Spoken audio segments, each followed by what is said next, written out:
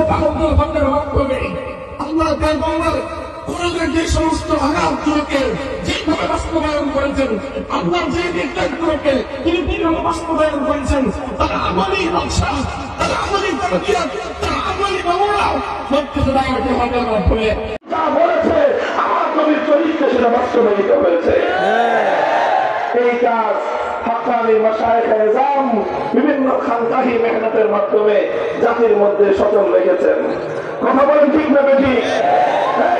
আলেম ছাড়া তেলাওয়াতে কিতাব হবে না, আলেম ছাড়া তালিমে কিতাব হবে না, আলেম ছাড়া তালিমে হিকমত হবে না, আলেম ছাড়া তাজকিয়া হবে না, সেই আলেম ছাড়া ইসলাম চলে কি করে?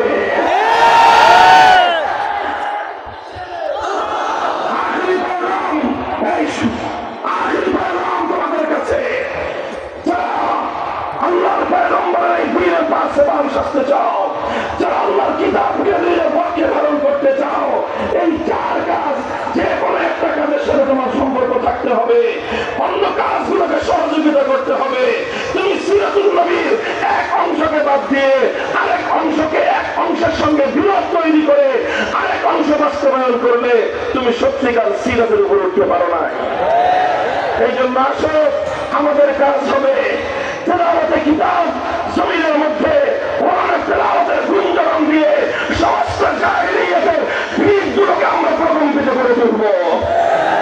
কোরআনের তালিম ঘরে ঘরে ছড়িয়ে দিয়ে ঘরগুলো থেকে জাহেলিয়াতের অন্ধকার দূর করব।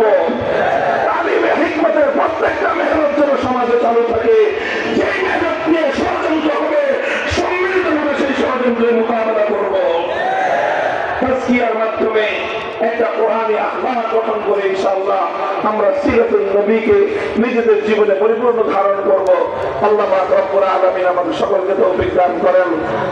ওয়া আখিরু দাওয়ানা আলহামদুলিল্লাহি রাব্বিল আলামিন। আসসালামু আলাইকুম ওয়া রাহমাতুল্লাহ।